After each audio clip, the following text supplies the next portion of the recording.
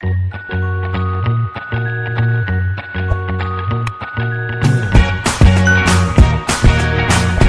Student, welcome to Unite Classes. तो हमने जो ये मैक्रो इकोनॉमिक्स की सीरीज स्टार्ट की थी, तो ये इसका 4th वीडियो है। तो मैंने आगे वाले जो 3 वीडियो है उसमें मैंने आपको क्या क्या समझा था, classification of goods, concept of investment and stock and flow concept, तो ये समझाया था। तो अब हम क्या देखेंगे, सर्कुलर फ्लो ऑफ इनकम, मतलब इनकम इकोनॉमी, मतलब देश में पैसा कैसे घूमता है वो हम देखेंगे। तो उससे पहले हमको वो समझना पड़ेगा कि देश में इकोनॉमी में कितने सेक्टर्स है अलग अलग। तो कोई भी इकोनॉमी में 4 सेक्टर्स होंगे, 4 सेक्टर्स ऑफ इकोनॉमी। तो जो हम पढ़ेंगे जो सर्कुलर फ्लो, उसमें हम 2 ही सेक्टर की बात करेंगे, बट यहाँ पे मैं आपको पूरे के चारों 4 सेक्टर्स जो इकोनॉमी में होते हैं वो समझाऊंगा।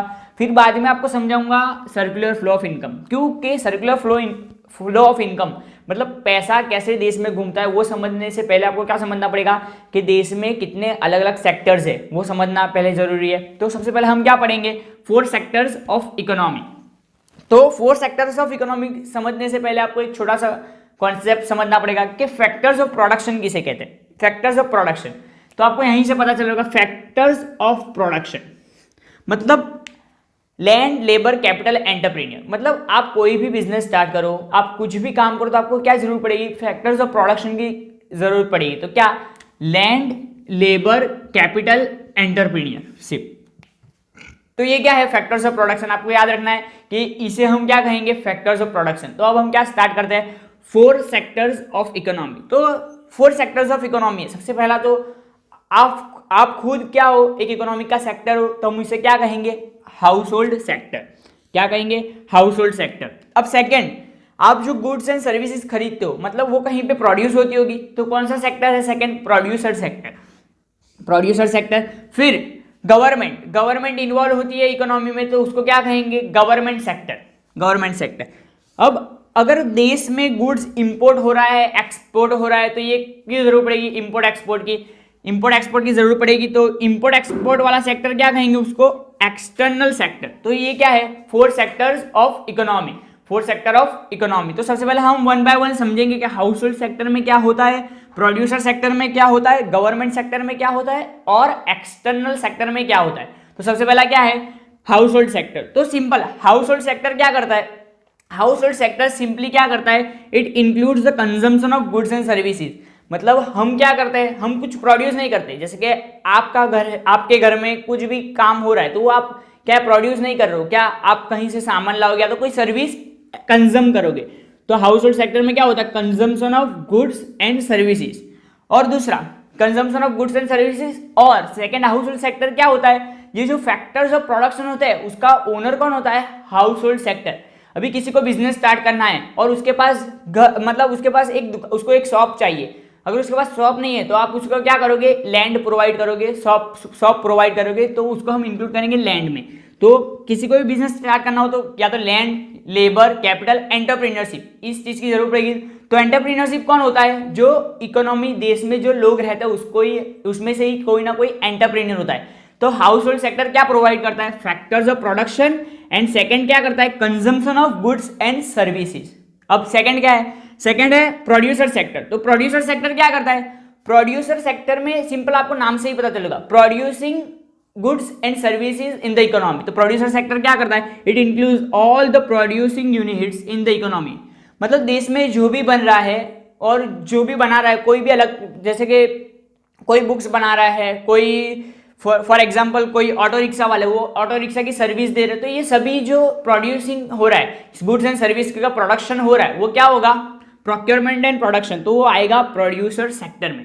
अब थर्ड है क्या, थर्ड है गवर्नमेंट सेक्टर। तो गवर्नमेंट सेक्टर में क्या होगा, गवर्नमेंट 2 चीजों के लिए काम करेगी, वेलफेयर के लिए काम करेगी और लॉ एंड ऑर्डर को मेंटेन करने के लिए काम करेगी। तो गवर्नमेंट सेक्टर क्या करेगा, वेलफेयर, मतलब गवर्नमेंट फर्म, जो गवर्नमेंट फर्म्स होती है वो क्यों बनाई जाती है कि जो इकोनॉमी है देश में क्या हो, लोगों का वेलफेयर हो, मतलब पीपल्स के वेलफेयर के लिए गवर्नमेंट फर्म्स रन करती है। जैसे कि आप इंडियन रेलवे देख लीजिए, जैसे कि फिर और इंडियन रेलवे है वो क्या करती है कि आपको कम कॉस्ट में अच्छी से अच्छी ट्रांसपोर्टेशन सर्विस मिले, इसलिए गवर्नमेंट फर्म्स रन करती है।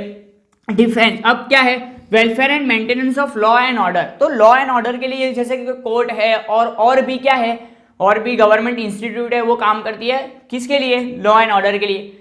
तो अभी तक हमने 3 पढ़ा के सेक्टर्स ऑफ इकोनॉमी में हमने 3 सेक्टर पढ़े, कौन कौन से, house hold sector, producer sector, government sector. अब लास्ट सेक्टर क्या है, ये लास्ट सेक्टर कंट्री के अंदर नहीं होता, बट ये रेस्ट ऑफ द वर्ल्ड, अपनी कंट्री को छोड़ के बाकी जो वर्ल्ड में हम बाकी जो वर्ल्ड के साथ ट्रांजैक्शन करते हैं उसको क्या काउंट करेंगे, इसमें काउंट करेंगे एक्सटर्नल सेक्टर। तो इसमें क्या लिखा है हमने, it includes import and export factor, rest of import and export factors.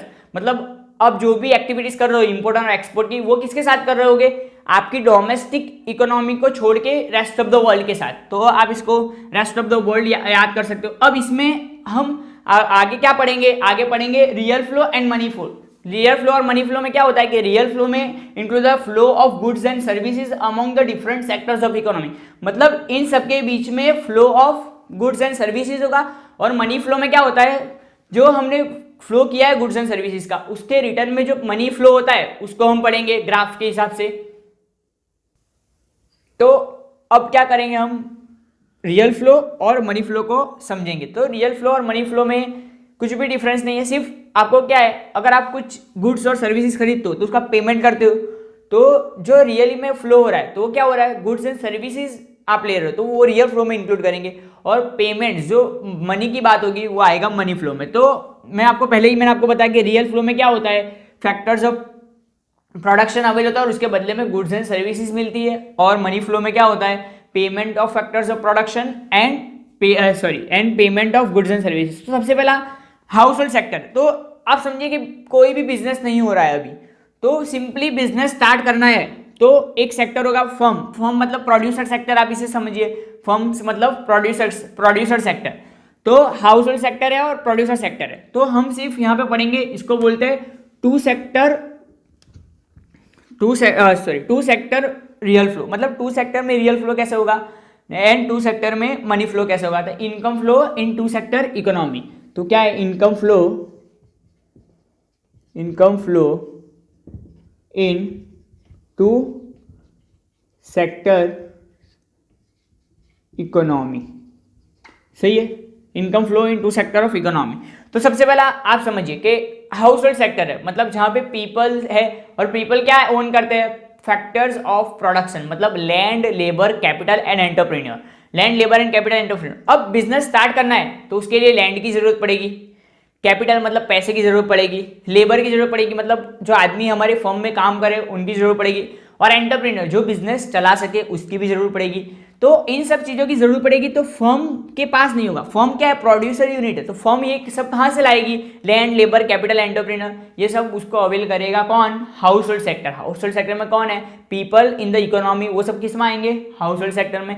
तो ये हाउस होल्ड सेक्टर क्या करता है, फैक्टर्स ऑफ प्रोडक्शन किसको अवेल करता है, फर्म को। तो फर्म को अवेल मतलब प्रोड्यूसर सेक्टर को अवेल करता है। तो ये प्रोड्यूसर सेक्टर को अवेल करता है क्या है, land, labour, capital and entrepreneur. ये मेन 4 फैक्टर्स ऑफ प्रोडक्शन है। तो इसके बदले में जैसे कि हमने लैंड, लेबर, कैपिटल, एंटरप्रेन्योर दिया, तो उससे उनको क्या बेनिफिट होगा प्रोड्यूसर को, कि उससे वो प्रोडक्शन स्टार्ट कर सकेंगे। क्या, प्रोडक्शन स्टार्ट कर सकेंगे। तो प्रोडक्शन किसी चीज का करेंगे, गुड्स या तो सर्विसेज का। तो उसके बदले वो क्या देंगे हमको, गुड्स एंड सर्विसेज। क्या, goods and services. For example एक बुक स्टोर है, तो बुक स्टोर स्टार्ट करने के लिए आपको क्या चाहिए, एक आदमी चाहिए जो बुक स्टोर को रन कर सके, और 1-2 वर्कर्स चाहिए आपको। तो बुक स्टोर में क्या, आपको 1 और 2 वर्कर्स चाहिए, मतलब लेबर चाहिए। 1 क्या चाहिए, एंटरप्रेन्योर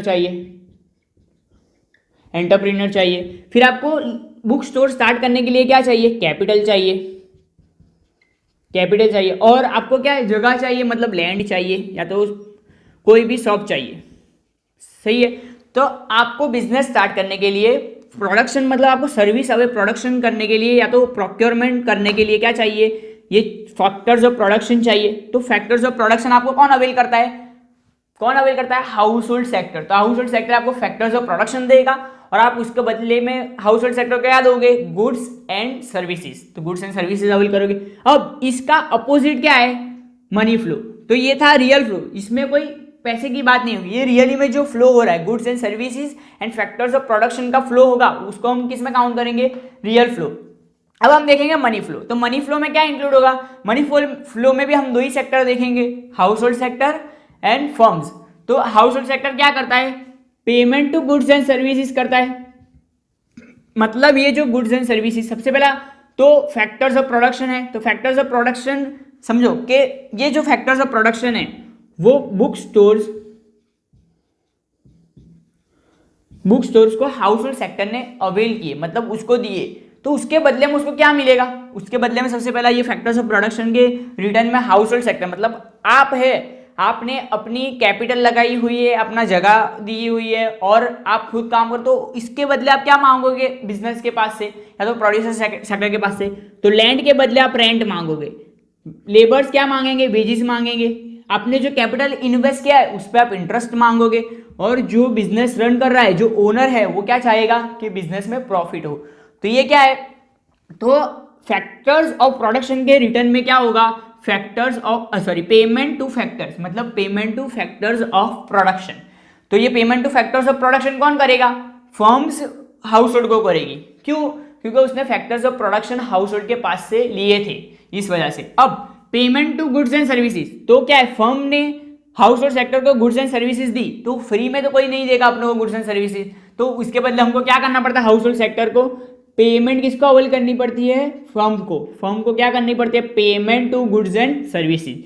तो ये सिंपल कॉन्सेप्ट है।